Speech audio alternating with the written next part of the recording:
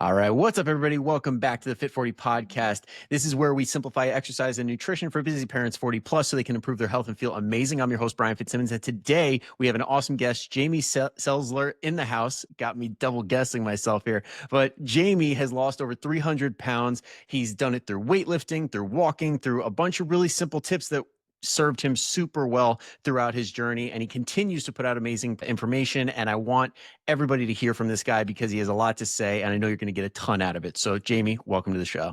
Thanks so much for having me, Brian. And GLP, I want to make sure we'll talk about that as well. Like I use that as well as one of my tools. Oh, Awesome we can't to give be away the here. surprise. Yeah. So I'm sorry, I ruined the surprise for you. Anyway, I love your podcast. I like that you are really focused on people who are, I guess I'm including myself in this group, middle-aged, maybe a little bit older. And I think so much fitness content out there is geared towards people who are starting from a place of a lot of health or starting from a place of fitness. And what I really like about yours that I've enjoyed over the last few years is it's really about helping people find the path to wellness. And that's what I'm very interested in. So huge honor to be here, Brian. Thanks for having me. Absolutely. And for anybody who's not familiar, I found Jamie actually through another podcast, Mind Pump, which you guys should definitely check out after this. Incredible information there as well with all the guys, and they're great people. And Jamie was a actual call-in, and then they brought him on for a full episode. And then that's pretty much how I came across him. I kind of want to go around that same path that I saw you guys go down, because to your point, I think a lot of people just don't get it. Like a lot of people don't understand what it's like. They don't understand coming into fitness at a later stage in life, which is luckily something I've got a lot of experience in working with the 40 plus population. But some 20-year-olds that have been fit their whole lives and just transitioned from sports, they just don't really quite get it. Yeah. Yeah. No, I mean, it's been, well, yeah, the Mind Pump experience was pretty wild. And I was a call-in. And the reason I called in is because I've lost now 340 pounds and I have a lot of loose skin. And now that I'm really into fitness, I walk a bunch, I lift weights. I was trying to figure out what do I do with all this skin before I have eventually, plastic surgery. So that's why I called in. And next thing you know, I was on. It was the first time they've ever had one of their listeners on the show. So it's a really cool experience, and it's been awesome sharing my story. I was never going to talk about any of this stuff with anybody. There's a lot of shame tied into being very obese, and I was just going to maybe get a little thinner and then not talk about it. But in the end, I've taken the exact opposite approach compared to what I planned on doing. I'd say it's for the better because I mean, you're imparting a lot of wisdom, because when I listen to your story, it always brings me back to, I had one client back when I first started my own company, and he was in a position where he was carrying a lot of excess body fat. And he's like, listen, man, I love you, but you're just never going to get it because you've never been to this level. And I'm like, you're 100% right. All I can do is ask questions. All I could do is like give you the space to tell me what it's like, and then we could game plan around it and figure out what's best. But I'd love to get a little bit more of an understanding for anybody listening right now who hasn't been in those shoes. Like, let's start from the beginning. Like, how does it get to a point where you get to your like heaviest point? Yeah. No, I mean, it's a fair question. I think when people are bigger, those who have not experienced that kind of wonder, like, how do you get 100 to 100 pounds overweight? And I mean, the short answer is it's not on purpose, and it's often from years of effort to try to get better. So in my case, it probably started when I was 9 or 10 years old. I was a relatively thin kid, and over a Christmas break one year, we went to the grandparents' house, and they said, there's a fridge in the garage. All the soda you want is in there. And for 2 or 3 weeks, I just went totally crazy. And I legitimately think I got like addicted to, Mountain Dew over the course of a few weeks. And so after that, when we went back home, I was certainly bigger, and then just started using my allowance money on buying sweet things, on buying sugary drinks and candy. And so just started gaining weight like that, and then continued to gain through high school. I think in high school I was probably 300, 350, something like that. I don't really remember. I'm 6'2" for anyone's context, in case you're interested. And then once I went to college, then I got a little bit bigger, like many people do in college. And then I start going out with friends and drinking and eating badly. And all of a sudden now I'm 450 in my early 20s, 500. Started working professionally. I worked at Amazon for almost 20 years. And part of my role there, I was a senior leader and managed a lot of people, but I moved around a lot. And every time I moved, I'd go to a place where I didn't really know anybody, or I was in a stressful job. And obesity is a disease. And one of the effects of it is this food noise. And for those who don't know that, I thought that everyone experienced it. It wasn't until I made it go away that I realized it's not a normal thing. That food noise is really this incessant voice in your head making you think about food all the time. And it's not even necessarily like you have to eat this. It's just almost this food obsession. The there's analogies that I try to use, but the one I think is most effective is if you're a parent or you've been around a parent with a kid in a grocery store and or any store, and the kid is screaming and crying and throwing a tantrum because they want something and you say no and the kid just won't be quiet. Eventually you give in and you're like, all right, here, just take this. It's the only way you can go on with your day. And that's what food noise is like for many people. It's that child who won't be quiet and you give it what it wants. And so that got me up to 550, that type of thing. And then COVID happened. During COVID, I was working 80 or 90 hours a week. I worked for Amazon in a corporate role. So didn't even have the benefit of like being in a warehouse where I was moving all the time. I was literally just sitting all the time. And I gained just an incredible amount of weight during COVID. And I got to 650. I tell you, over the course of the years, I hundreds of times I always say, like, I'd always have 3 great days because hundreds of times I would start on a Monday, and by Wednesday, I was usually failing because of the food noise and because of how my body would respond to any type of stimuli when it came to eating. And 2 times I had where I'd lost significant. One was using an Atkins diet in the early 2000s. The second was 2015. I used a medical diet with my doctor in the hospital where I did meal replacements. I did no weightlifting. Lost a lot of weight quickly, lost a lot of muscle, a huge amount of muscle, I'm sure. And I found that after I lost 100 pounds, basically of muscle and fat, and I gained it all back right away, that was a turning point. That was 2016, where my body became significantly slower and weaker. And I'm sure it's because I lost muscle. But anyway, I get to that point where I'm 650 pounds and realize that I need to make a change. For anyone out there who doesn't experience obesity, I want you to really understand that no one that size wants to be that size. Life that size, and not even the size, I mean the size I was, but any amount of 50 to 100 pounds overweight. Life is significantly more difficult than for those folks, and the last thing they need is judgment from others. What they really need is just some empathy and compassion. And I encourage your listeners, hopefully through my story, they learn what that means, but really make an effort to be empathetic for other people. So what you're saying is you don't need to hear it because you actually somehow already know that you need like to make some sort of a change. Because I hear this from like fit people all the time. They're like, well, someone's got to tell them. I'm like, Yeah. they're beating themselves up 24/7. They don't need you. Yeah. What you need is like a kind ear, or what can I do to help, or let's go for a walk or something. In my case, in a few years, maybe 3, 4 years ago, 4 years ago, I came back to I was living in Washington State, and I came back to North Dakota, where I'm from, for a visit. And probably 10 or 12 of my friends pulled me aside to tell me that they were really worried about me, that they were concerned that I wasn't going to last very long. And they weren't wrong. I mean, I was 43 years old and 650 pounds. I was not going to see 50. 50 was not going to be in my future. And so it was one of a few things that happened around then that told me I needed to begin to make a change. And in my case, it, it would have been nice to have done it years ago. But I found I couldn't eventually do it. I couldn't do it without medical help and without really changing my mindset on how I was going to approach all of this. Yeah. Yeah. And the other thing too, I know as I was listening to you, I was like just writing this down where it's like anybody listening, I'm sure heard it as well, where it's like you had normal experiences like throughout your life. It's like we go to college, we Let me interrupt you. eat I just lost your sound. sorry about Oh, that. I have it back now. I have it back. Oh, Keep good. going. Sorry. Yeah. I'm like, there's a storm here. It better not mess us up. But no, all I was saying is that, like, from everything you've said up to this point, it's like all I can hear is the fact that, like, you've had normal experiences like the rest of us all have.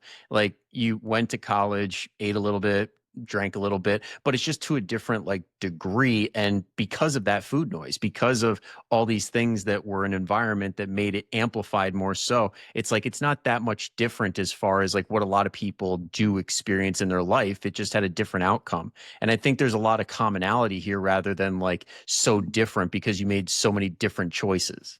Yeah. I mean, I think that my weight got to more of an extreme than the vast majority of people who have weight problems, but the core of my story is essentially the same as everyone else's, and mine just got higher. But the reality is that for everyone, obesity is something that either you've experienced or you could potentially experience, or someone in your family does. And I'm glad that there are tools and methods and resources out there that will be more helpful now than they were in the past, and truly has changed my life. I mean, when you are very big, when you have that much weight, I talk about it now. Today, I lift weights 4 days a week. I walk 12 to 15,000 steps a day. I really test my body now significantly. And people will congratulate me and say, "Oh, you're doing great," whatever. But the truth is that my hardest day now, my hardest moment physically is nothing compared to an average moment when I was hundreds of pounds overweight. And so to congratulate me or someone for using their fit or fitter body, but then to think that the person carrying a lot of weight is somehow lazy is just crazy. Like, I'm way lazier now than I was then because it's significantly easier to move my body now than those days. But that's just one of the things that people don't understand unless they've actually been in those shoes. Yeah, that's a really interesting perspective because it just feels like the people that just don't get it, there's just such a huge, huge disconnect. So I'm glad that you're bringing a lot of light to this and a lot of understanding because by all means, like you did, especially how you brought up like the past approaches, you did all the right things. Like you went on these diets, you did all the things that you should have done at the time, but we had crap information back. Yeah. And now we have a generation of people that did all the things that they were supposed to do that got left in a place that's less than ideal.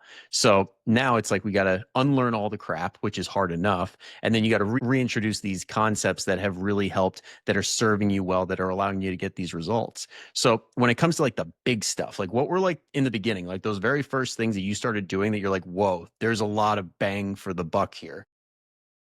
Well, I mean, this was definitely a process for me. At this point, I've lost 340 pounds, and I try to be, mindful and tell people like I'm a success story. Well, I'm not near the end. I'm sort of hopefully in the making, but I don't want people to compare their journey to mine because I'm much further along than a lot of folks are. And so, looking back now, it feels like it was really fast over the last 3 years, but certainly at the start and moments throughout, it has not felt that way. So in my case, I did a couple of things. My first year, I did not use any GLP-1 medication. I just started moving a little bit more. You're supposed to move more, eat less. And I did those things, and I lost 50 pounds that first year, which is great because I'd been gaining for so long that any loss is fantastic. But going from 650 to 600 in a year honestly is not that drastic of a difference. And beyond that, it was exceptionally difficult to do. I was white knuckling it every day. I was in a constant war in my head against my desire to eat. And so that's why 2 years ago I started on a GLP-1 medication. And that really changed everything. And it took a little time. I didn't lose anything my first 3 months. But I realized at that point that I could begin to make a change in my life because I was able to turn off this noise and then fix any insulin resistance issues I have and metabolic disorder. I mean, that all gets corrected with GLP-1 medication. But really, it started for me. I didn't intend to create a new mindset or set rules for myself. I really made one change that made a dramatic difference quickly, which is I said that I'm going to keep the promises I make to myself. And we are good as humans in keeping the promises we make to other people because we're accountable to them. We love them. Keeping a promise is how you show that you love somebody. It's not your words, it's your actions. And keeping your promises shows love. But we often, if you're listening to this, I'm guaranteed that you can probably list off 5 promises you've broken to yourself in the last week. It's easier to break promises to ourselves because we can sort of not deal with the accountability. But I realized my health had gotten to a point that was so bad, and it was often from a series of broken promises to myself. And I had a realization, which is that you keep promises to someone you love, and I love myself, or at least I want to love myself. And so the way to show myself that love is to keep the promises. So I began by just doing that and not major profound promises like I'm going to change my life overnight. But the promises are basic things like I'm going to make sure I'm drinking my water today. Or the big one I did was to make things a little more difficult. So I've always, for many years, tried to take the easiest path to something, both physically and mentally. An example would be going to a store like where there's a sliding door and then a door on the side. I would always go through the sliding door because that's what you do. And I just said, from now on, I'm going to not take the easiest path anywhere. So I started going to the side door. And now, does that extra 20 steps and the resistance of a door help you all that much? Not physically, probably not. Probably no difference, maybe 2 calories or something. But it begins a change in your head when you do that. When you start saying that, oh, I don't have to take the easy path every time. I can take the path that's a little bit harder. And doing that doesn't harm me. It doesn't make me feel bad. It's not difficult, but it's not the easiest path. And it really reprograms your brain to find ways to add a little friction and make things a little bit harder. Keeping promises to myself was a game changer. And one of those promises that I was going to seek medical help to see what was wrong with me and if there was anything that could help me. And in this case, it was a GLP-1. That was a promise to myself as well.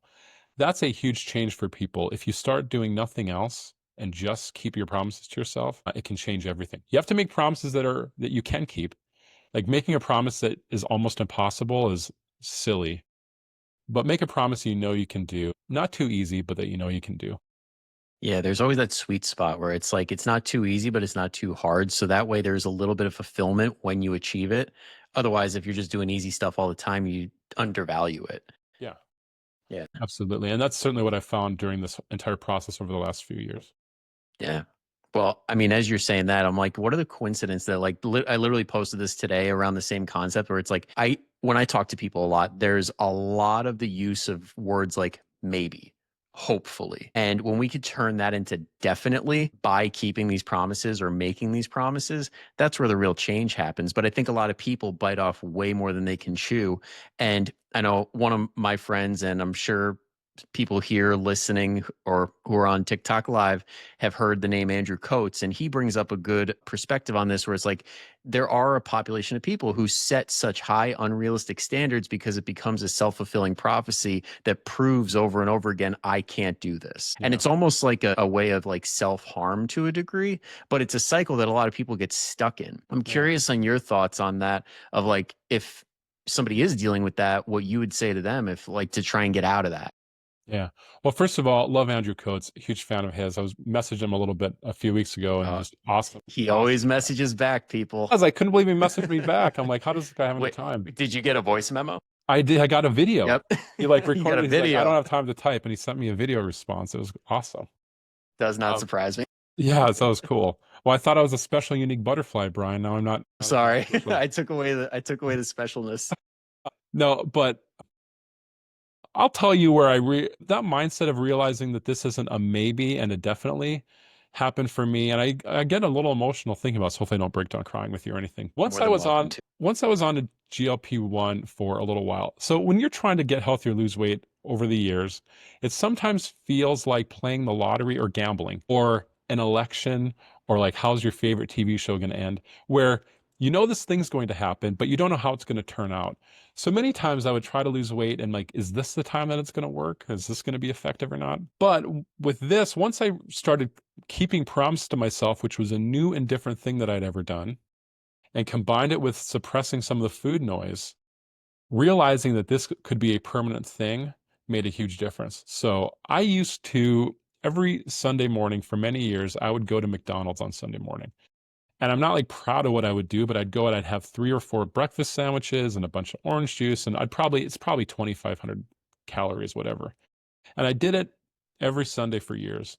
And I'd been on a GLP-1 for maybe 6 weeks. And I didn't lose anything the first 3 months, but I was feeling a little bit different. And halfway to McDonald's, I had this kind of thought in my head, which is like, what am I doing? Why am I doing this? And I stopped and pulled into a parking lot and I had a little self conversation like we have in our own brains at times, and realized like, you're not doing this because you want it. This is just a habit that you're doing. You don't need to do this. And I turned around and I went home, and I've never done that again. But what was so powerful about that moment for me is I realized I now actually have the tools where this is no longer a maybe I'll be healthier.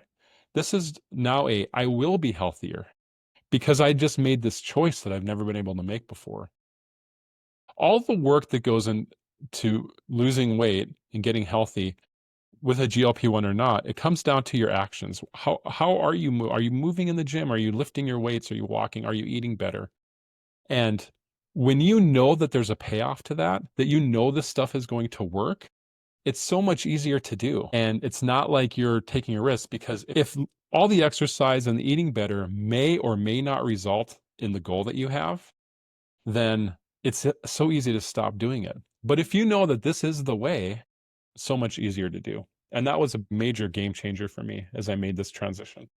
Yeah, and it's interesting you say that because I think with the GLPs, I think it has, number one, like how you just said, given a lot of people hope. But number two, made us focus on the things that make the biggest difference. Like, because I think over the years, the magical pills, the special solutions, these things take us away from the thing that is driving us in the wrong direction, which we could call it how it is. It is at the end of the day calories, and everybody has a different equation or whatever. But at the end of the day, we need to bring those down in some way, shape, or form. It involves your mental state, it involves your physiology, it involves a lot of different stuff. Yeah. But we're focusing on the things that move the needle now. And I think that it's huge because, like you said, people are like, oh, this is going to work. Because in a population of people who have been let down over and over and over again by the diets that you mentioned previously and other stuff, like it's a lifeline for so many people. It can be such a huge help and put them in the right mindset and the right direction. And I also loved how you brought up the mindfulness, because this is something I talk with my clients about pretty much on a weekly basis during our group calls, where it's like, congratulations on having that moment of sitting with it and understanding what the cause is. Because so many times people will say, I'm just not going to eat it late at night, and then last for 2 days and they do it again. And it just repeats over and over again, or whatever their thing is, because they're attacking the wrong thing. They're not identifying what the trigger is. They're not identifying what the environment is. And you pretty much just laid it out so perfectly, where it's like we're talking about the right thing rather than distracting ourselves and getting off course with just the symptom, not the reason. Yeah. Well, part of it is, I mean, it's what diet culture has created, but there's something else, and it's in terms of like, I developed these 4 rules. And so this is part of one of them, which we'll talk about later. But very early on, I realized that in my case, having a goal weight was a very bad idea. I think that focusing on something like a number on the scale can really distract you from the work that goes into getting there. And it's very easy if the number's not where you want it to be. And there's often good reasons why the number's not where you want it to be that relate to stress and sleep and stuff that is different than just the eating. It affects how your body is actually using those calories or how many you're burning. But trying to chase a number on a scale is often a recipe for disaster. In my case, when I started with GLP, my doctor asked me what my goal weight was, and I told him I had no goal weight. And I think maybe the first patient he's had who said I didn't have a number. And he asked me, what number would this feel like this is worth it? Like, and I remember saying 400 pounds. And which to most people listening, 400 pounds seems like an insane amount. But when you're 650, that's like skinny. That's skinny is 400 pounds. And but I never used that, saw that as a goal. And because I'm not chasing a number, I'm chasing actions. I'm chasing good food. I'm chasing movement. I'm chasing steps. And those are much easier to achieve than a number. And I encourage people, I mean, that was a major change for me, different than anything I'd ever done when it came to trying to lose weight. Yeah. And that's so huge. I love how you got on the topic of goals, because that's another thing I love to riff on a little bit. Because, like you said, if you're always like so focused on the weight, it's going to always kind of feel like you're never there. And it's just going to be reinforcement that you're not there yet. You're not there yet. And it grinds on you. And one of the best things we could do with goals is set and forget. Where it's like, if you do have a goal, set it, but then what's going to get you there? And then come up with that list and hone in on the habits and the things that are going to get you to that goal. But don't worry about that. Worry about the things that are actually going to get you there. And that's kind of the reason that we do, like in FIT40, like we do monthly metrics, because everybody's like, oh, you got to weigh in daily, because that way it's just data. It's not going to drive emotion. And it's like, we'll tell that to the people who it ruins their day. Yeah. And that's the thing, like, I weigh myself daily. I have no emotion tied to it because I'm aware of how I can manipulate my body at this point. Because I do weigh, measure, and track everything. It's really, that was a major, yes, what I do. I started doing that a few months in, and that's when it really made a difference. And I tell people that's not for me to be restrictive in any way, that's to make sure that I'm getting everything I need in terms of my macros. And so for me, that's more about nourishment than about restriction. Yeah. The But intent is in the yeah, right place. yeah. I mean, I know if I want to, I can gain or lose 5 pounds tomorrow. I can make a choice, and without changing how many calories I'm eating, I can modify what I'm eating and gain or lose because of, and I can't do that. I mean, I couldn't lose 5 pounds a day, but I could lose 5 pounds tomorrow if I wanted. And so so I try not to get caught on that. But on the topic of goals, that's my fourth rule, and I think it's the hardest one, which is to have input goals versus output goals. And to me, output goals are the number on the scale. It's the size of the clothing that you wear. It might even be the blood work from your doctor. It's anything you do not have direct control over. Like, we don't control the scale. We can't get in there and like program it like little computers. So I don't find there being a lot of value in having goals to things that I can't control. It's like having a goal that the sun shine tomorrow. Well, I can't control that. Instead, I set all my goals about what I directly control, input goals. And so I can control what I eat, how much I move, what I lift in the gym, how many steps I get, how much water I drink, my sleep, those types of things. So my goals are all about that. And I sort of figure the outputs, the scale, the clothing. An output goal is how people react to you. Some people get very upset when someone doesn't notice that they've lost weight. That's an output goal. You can't control that. By focusing on the inputs, the outputs take care of themselves. And I now have 340 pounds of weight loss to prove it, that you don't need to be chasing a number to get the results. In fact, chasing the number does the opposite effect. If you want results, you have to focus on the things you do, not the output of it. Yeah. And I'm glad that you brought up the output data, like not being, it basically takes care of itself. But there are many people who do stick to their plan and they don't see any progress whatsoever. And guess what? That's a good thing too, because now we have all this data. As long as we're tracking and we're understanding what we're doing, then we can manipulate variables to get you in a place where you want to go and get you on the right direction. To be totally honest, it's usually, at least in my experience, it's a consistency thing and an adherence problem more times than not. When people get stuck, when people hit plateaus, it's because we lose a good chunk of weight and then we get cocky. It's human nature. Like, we stop tracking as hard, we stop hitting the gym as frequently or getting as many steps. We like say, what's 100 more calories? What's 1,000 less steps? And that's usually the reason. But that's where the data is so important. And it That's why comes down to failure having is. a lot. Yeah, I mean, that's why I love failure. I've been managing people for years, and as a people leader, I always viewed my job as to help the people who work for me fail as often as possible, as long as it's not a failure that's debilitating or that hurts their career. But if any of us look back at our life and think, when did I learn the most? Was it from failing or succeeding? And most people, if they're being honest, are going to say it's from failure. And so on a weight loss journey, all the failures along the way are simply, you've now crossed one more thing off your list. Okay, that doesn't work, and that doesn't work. And eventually you end up finding what really works for you. And those things are different for everybody. Like, for some Yeah, people, weighing, measuring, tracking their food like I do does not work for them. And they have to find other ways of being more mindful or whatever. But you only learn that through failure. The problem is when exactly. people fail, it often causes them to give up rather than see failure as just as the teacher. I worked at a company where, I'm not kidding, 9 out of 10 ideas fail. We tried 10 things, 9 of them would not work. And that's encouraged, because if you are succeeding 100% of the time, it means that you're not actually trying to do anything outside of your comfort zone. So, yeah, you're going to fail in this process, but in that failure, you're going to find what works for you and what doesn't work for you. Yeah, exactly. And not to get too nitpicky on words, but I think one of the things too that a lot of people struggle with is like throwing failure around like willy-nilly, because at least sitting back and listening to a lot of people describe their version of failure, I'm like, failure's so final. Failure's like this like thing that it's done, it's over. But it's like you just figured out what didn't work. It's kind of like the whole Edison thing where it's like you found out 1,000 ways it didn't work. Just keep trying and you'll eventually land on the thing. Yeah. And that's why I added we have 40 core values, and the core four, like the fourth one is you'll never fail if you never quit. Yeah.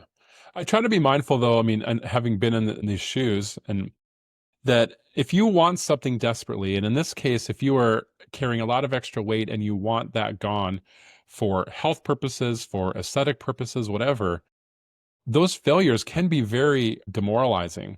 And Yeah. it's easy for me or you or anyone to say, just see failure as as a learning opportunity.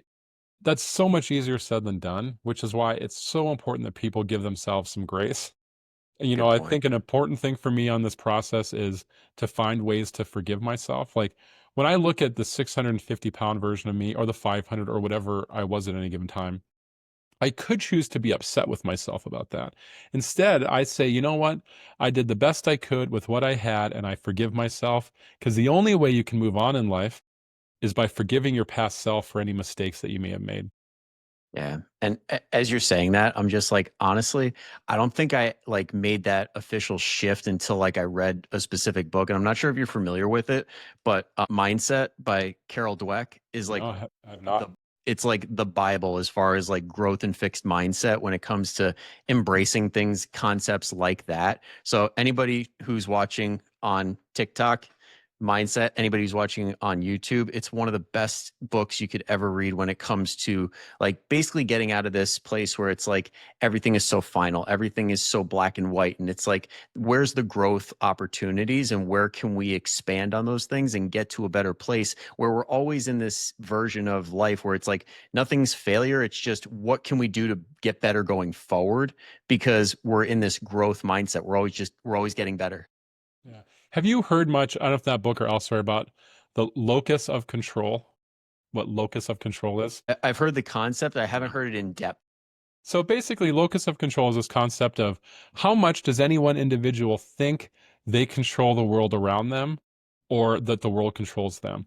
So those with a high internal locus of control feel like they control everything around them. Mhm. Let's say an extreme end would be nothing in this world happens without me deciding that it happens. And that's an extreme that, I mean, that's where you start thinking you control the weather or something wild like that. Um, and then the other extreme is I have zero power or influence over anything that happens to me. And it does not matter what I do or say, life is just going to do whatever it's going to do. And those are two extremes. And I always thought about this, and I worked on this just as a leader managing people. Those who have a higher internal locus of control, who feel like they control things rather than things controlling them, naturally find more success. And so, as someone's trying to change their mindset, looking for ways that they can control things rather than if they're feeling like, well, I have no control over this, that's like a trigger point that you should stop and say, okay, is that actually true? And sometimes it may be, but is that actually true? Is there anything I can do here? And those who can increase their locus of control to a higher level end up being much more successful. But it's not an easy thing to do. And it's often tied to your upbringing. And I mean, it's not like you just decide one day to do it. A lot of your past comes into play. But even being mindful that this is a concept can make a difference for people. Absolutely. That's such a good point. And yeah, I mean, couldn't have said it better myself. I think a lot of people hearing that right now are going to potentially like look at it and be like, what do I have control over? Yeah. Because I know that's another big concept that always comes in. I know, like around political season, I was doing it like every other week with the clients. Like, let's see what we can control, what we can't control, and what's like kind of in the middle. Because Yeah. there is some things like there's a concept called like the spheres of control, which is basically like the same thing, where it's like we have most, we have none, and we have a little bit. And most is basically our reactions and how we process things and what our actual actions are. The middle is who we have some sort of an influence on, like friends, family, work. And then outside is weather, politics, all that stuff. So it's Yeah. like it helps to have an understanding of where you stand because then we could frame expectations and game plan. Well, I mean, that goes into, and you mentioned about this with consistency. My first rule is keep promises, and my second was that consistency and discipline matter way more than motivation. If we rely, motivation's awesome. If you're feeling motivated, that's great. I view motivation as inspiration is different. I was inspired to lose weight so I would not have 3 years left of my life. But motivation is a daily thing. And when you're motivated, it's great. If you're motivated to work out or eat better or walk, then it feels so much more fun. But if Yeah. we rely on motivation, we will fail. Like, every human being will fail if they consistently rely on motivation, because motivation on every even for the happiest people in the world is still fleeting at times. And so trying to create systems that guarantee consistency and discipline are so much more successful. And that's where like knowing what you can control comes in, because those who feel like they don't control a whole lot really rely on motivation to get stuff done. Yeah. I mean, I am motivated I did great lift yesterday. I did not want to do it. Like, I wanted to hang out at home. It was hot. I didn't want to go outside. And if I'd relied on motivation yesterday, I finally would have watched Handmaid's Tale that I've been missing for the last month. That's on the to watch list. Yeah. It's up there. But instead, I relied on my discipline and consistency, which says, well, I have to work out because that's what I do on Tuesdays. I really encourage people to figure out what can you be consistent to and do that.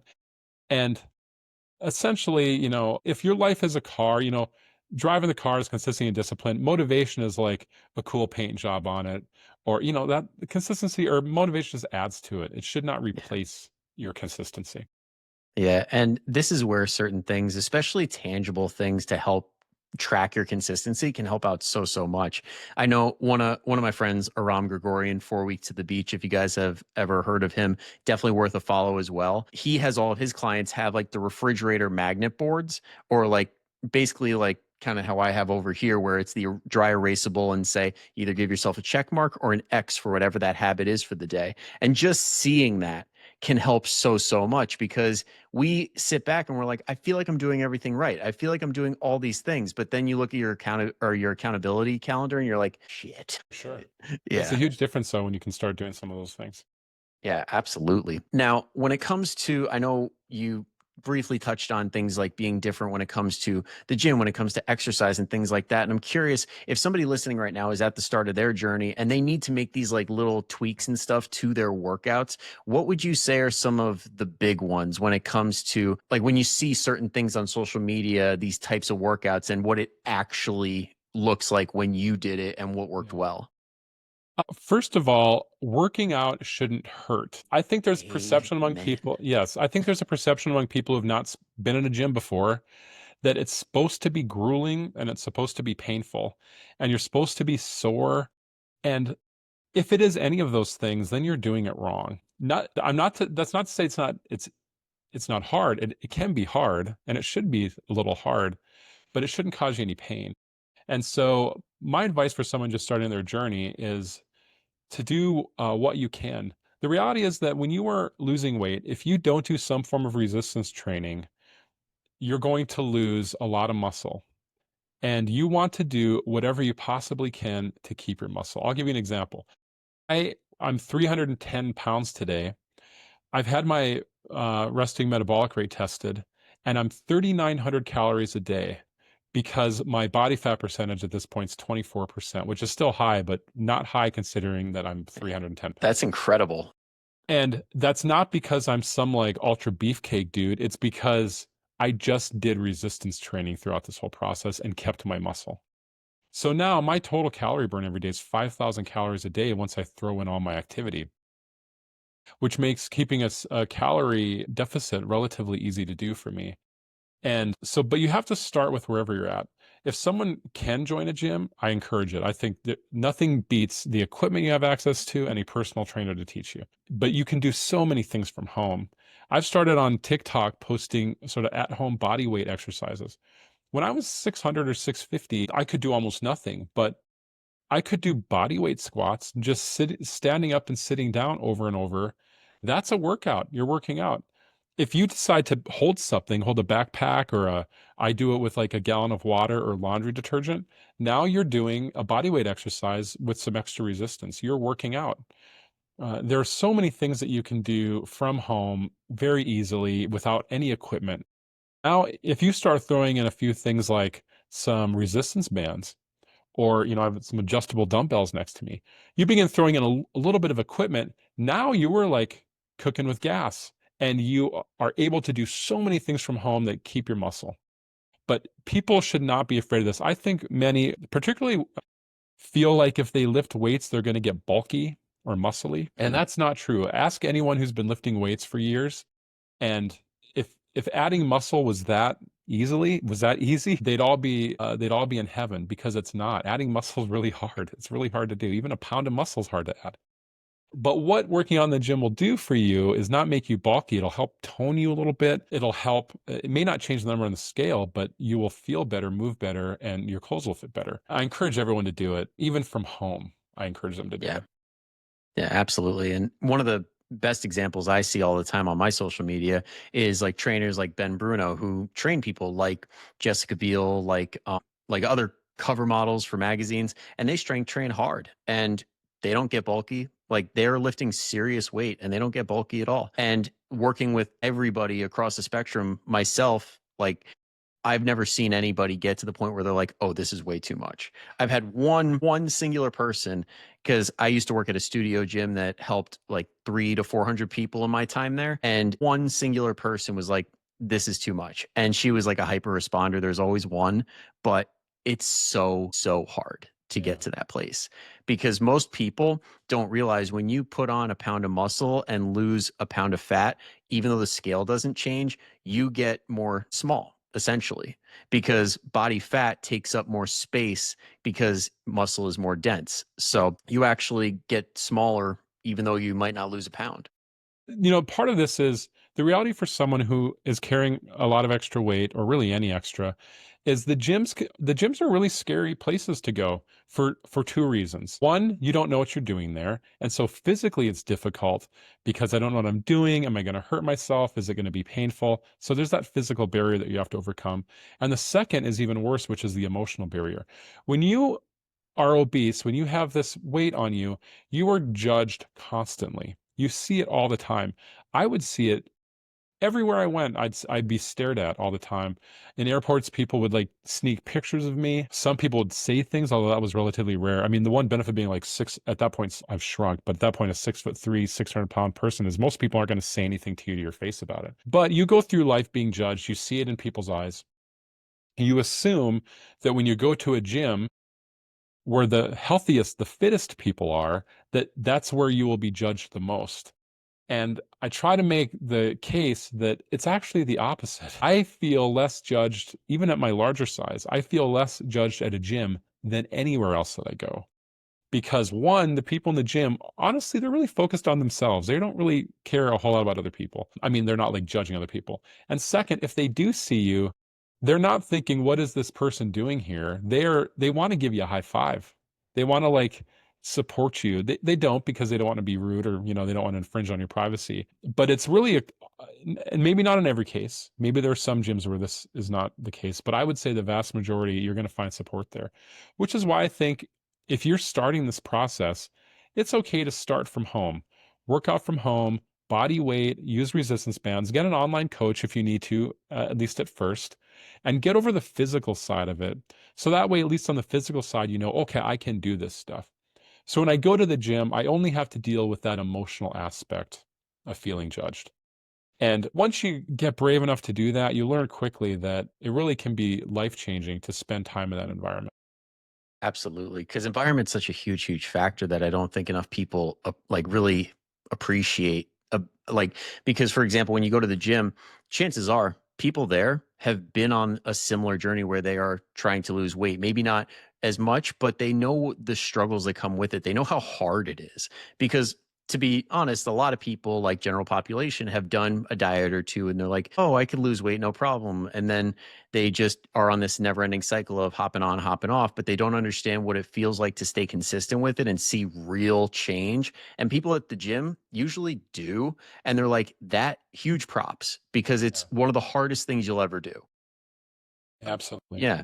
And it feels so good, like to your point about starting with an online coach. Like I know I've worked with people online where they go from like working out at home, doing those like 2 pounders, 5 pound weights, and then they transition to a gym and they feel like $1 million because they're like, I know what I'm doing going in, which I think is one of the biggest barriers to getting into the gym is having some sort of a plan. I can you lose weight without going to the gym or lifting weights? Sure, you can. I think that there are repercussions for that long term in terms of your body composition, in terms of how able you are to keep the weight off. And I just encourage people to find some sort of environment or gym where or home to start where you're doing this because ultimately in the end you will appreciate it. And sometimes people, and when I go on TikTok and I go on lives, people will often say things like, once I get to whatever my goal weight is, then I'm gonna start going lifting or working at the gym. And the reality is that, I mean, you could do that, and that's better than not going at all. So, I mean, if Yeah. that's what it's gonna take for you, then okay, good for you. Uh, now you're gonna have to try to re-add muscle, and it's just so much easier to keep it than to try to put it back on. Now our bodies adapt, and our bodies are amazing, and our bodies will put that muscle back on for you, likely, but it's just so much easier to start early and keep the muscle as you go. Plus, keeping the muscle will allow you to have a larger calorie deficit as time goes on. Yeah. And I So was don't wait actually till the end to start working out. I was just talking about that with Dr. Gabby. We did our most recent episode yesterday, and on the concept of building muscle. And I was like, tell me if I'm wrong, but building a significant amount of muscle by going to the gym or just lifting weights in whatever capacity you have, like building muscle over time can take things like certain people with PCOS or insulin resistance and get them from a place where they're no longer there. And it not only shuts the door, it seals it shut. And she's like, yeah. And that's coming from an internal medicine doctor saying that, hey, if you put on a good amount of muscle, you can realistically shut the door on a lot of these things. And it makes it so much harder to gain the weight back. And in my case, doing that in combination with the GLP-1 therapy has and changing my mindset, those three things together, GLP-1, resistance training, mindset, that has changed my life for the better in every possible way. And now I just can't shut up about it. Now I'm just talking about all three of those things all the time. I don't think they're equally important. In my case, I need a GLP-1. But without that, I couldn't do the other two, which means they're all critical. And it's just gospel that I'm just preaching constantly to people. And not that what works for me is going to work for everyone, but if the 650-pound Jamie is able to lift weights 4 days a week now and walk 7 to 9 miles a day, when I say anyone can do it, I mean, I really do mean that. I cannot describe how much better I feel now than I did a few years ago. And I just wish everyone could feel the same way. Like, it's my greatest wish in the world. It has nothing to do with me at this point. It's just wanting other people to feel the same way that I do. I don't want to hold this just for myself, you know? Absolutely. You have officially caught the bug, I which is have. I have. it's so cool to see. Well, Now, part of it is, I've mhm, given 3 other rules. My last rule is that you celebrate every win, every success as you go. yes. And I mean that everyone, it doesn't matter how small. I just walked down to talk to a friend who was sitting in my building on a different floor, and I took the stairs back up rather than the elevator. And that's just like maybe a little thing, but that would have been legitimately impossible previously. So I write it down. I encourage people celebrate every win, no matter how small, by doing two things. One, speak it out loud. You have to speak it out loud and speak it to the people around you. I don't care if I know everyone around me. I'm going to celebrate every win. Number two, write it down. Like, write it down with pen and paper, not even on a notes app. There is something in our brain that gets triggered when you write a thing down, and it sort of implants this into your brain that, okay, this was a big deal. This was big enough deal. I'm going to write this down. And it's important to do this and to celebrate every success. I think I have 800 or 900 line items at this point. By doing this, your life changes because you begin to spend your life looking for things to be happy about. You end up looking for wins because you know you got to put them in your book. And so when you spend your life with this like joyful, grateful heart looking for wins, it changes your perspective on days when you're not as motivated or you're not feeling great. And I don't want this to sound like every day sunshine and roses for me. It's not. Like, everyone has hard days. But these things I'm talking about get you through those hard days. For example, if I'm not seeing numbers move on the scale over time, that begins to be concerning, or I have a bad day in the gym, or I just don't want to move that day, I literally bring out my notebook and I look over that list of wins. And it's a good reminder of how far you've come, especially when you look at the wins early on and you're like, wow, I used to be really excited because I walked from my car to the store and I didn't have to stop to breathe, like to catch my breath. Something like that is an early win that now I take for granted. I don't even think about it.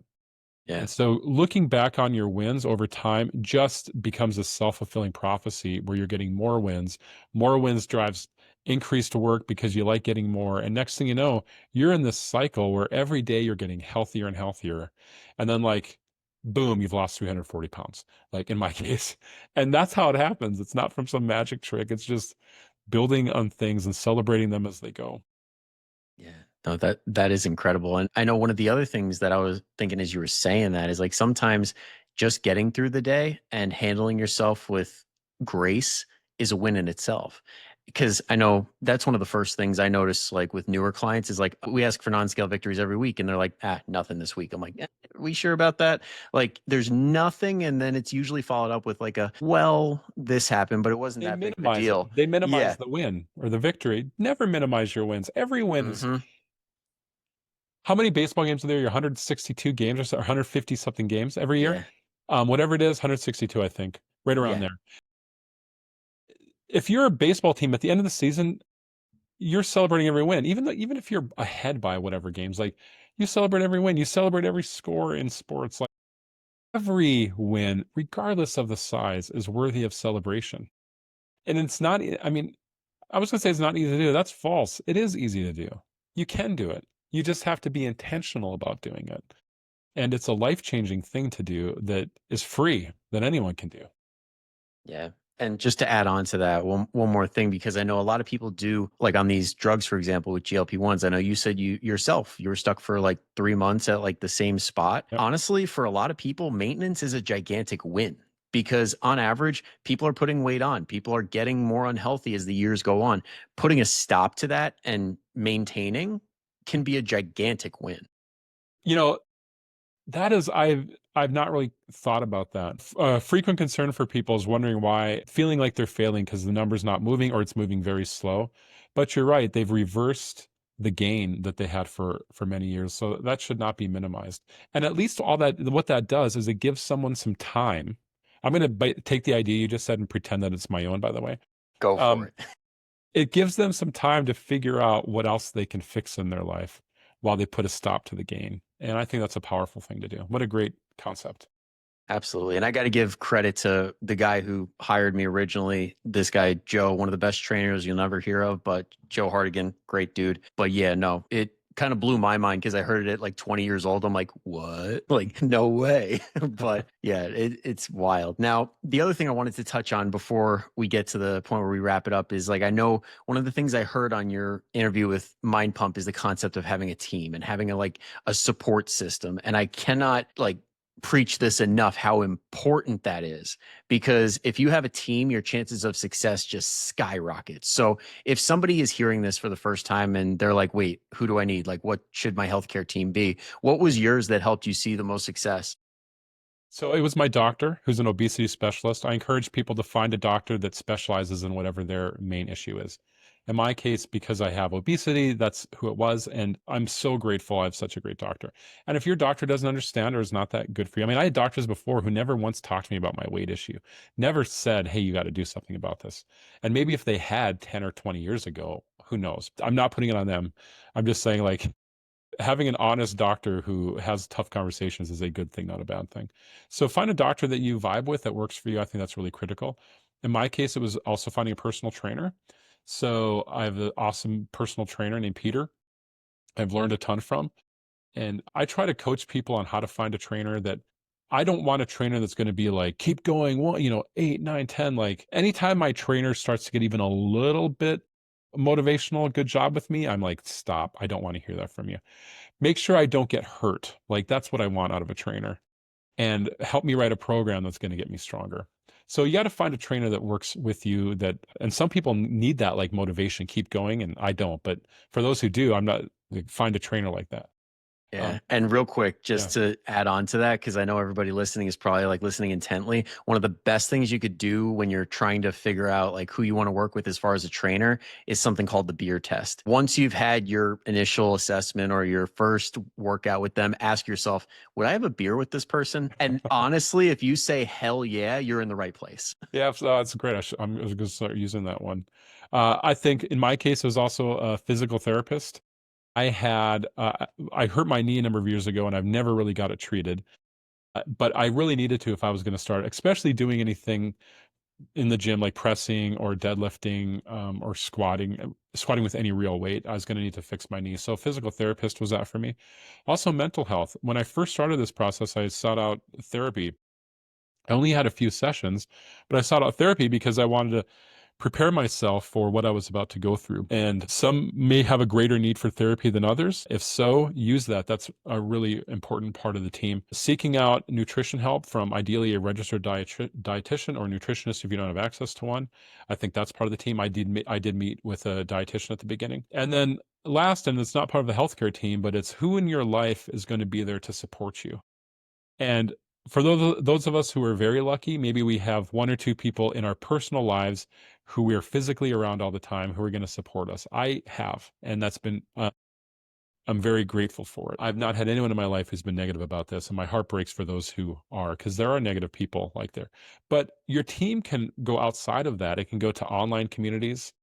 I'm on TikTok, and I'm super happy that we have this community of support where people who maybe don't feel like they're getting what they need elsewhere can find it in our community that we're building. And I'm not unique. There are all sorts of things online. So in addition to the healthcare and the physical care and the mental emotional care, you need some friend care, and seek that wherever you can.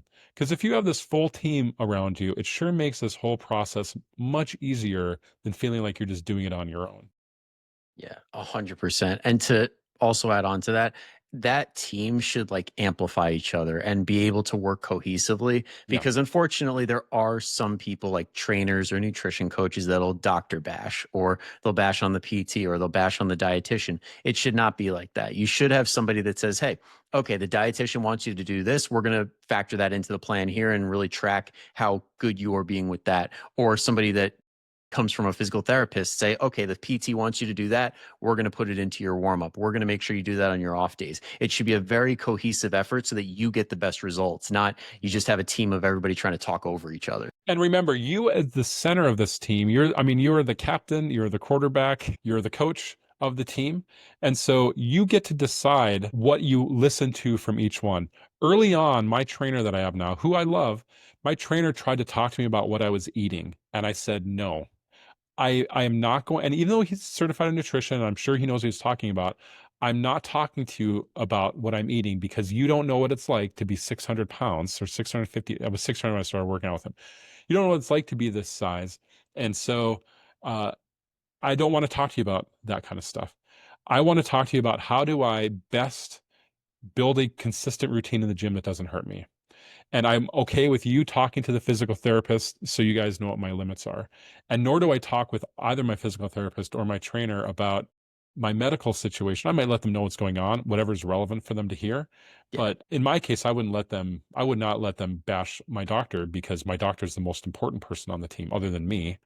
And so I wouldn't allow that. But yeah, you get to decide as the center of it, what you want your team to say and do, and cut them out. I'd fire any one of these people in a second, because I do. I hire them all. That's these people, we pay them. I'd Yeah. fire them in a second if I thought any of them were getting in the way of my health goals. Fortunately, they haven't.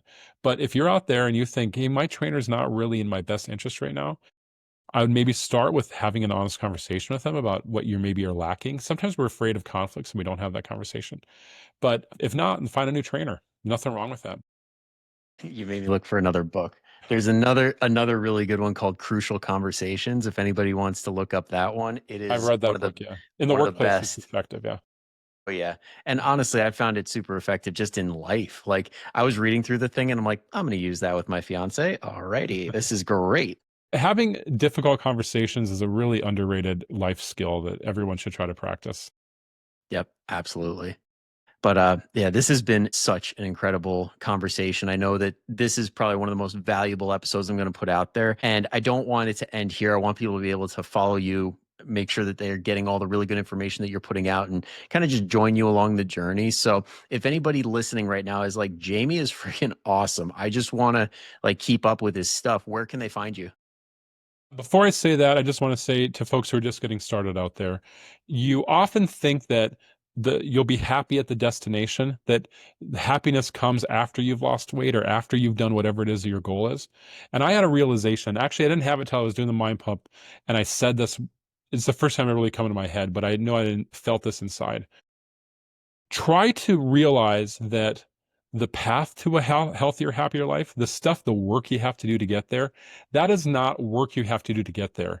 Moving your body eating nourishing food, spending time out in the world walking, that's the happier life right there. So don't push off the happier life till the end, as that's your prize for doing all the work. No, the work is the prize. Like the journey is the destination in this case. So I'd really encourage people to try to view it that way, and the path becomes easier because you realize this isn't a path to a place. This is just the place I'm going to be forever. And then last to your question, I'd love if people would join me on TikTok. I've been doing that now for a couple of months. They can search for my name on there, or Jamselz, Jamselz, or they can find me on Instagram, also my name there, Jamie Selzler, or Jselzler. They can find me on Facebook as well, but mostly TikTok's where I like to hang out with most of my time. But I'm doing Instagram more as well. Love it. Love it. And anybody who's a return listener already knows you're going to find all those links down below in the comment, or not in the comments, in the description or the show notes. And yeah, if you guys at any point, just a thank you to Jamie, if you heard anything that really resonated and you're just like, I have this person in my life right now in my head that needed to hear this, go ahead and send them the podcast. Let them know, like, hey, this is really awesome stuff. And they'll be thankful you did. And so will we. All right. So thank you, Jamie, again for coming on. Thank you to everybody who made it all the way through. Thank you to the TikTokers. This is new. This is cool. I love this. I'm going to start doing it more on mine for sure. And until next time, guys, go kick some ass. I'll see you later.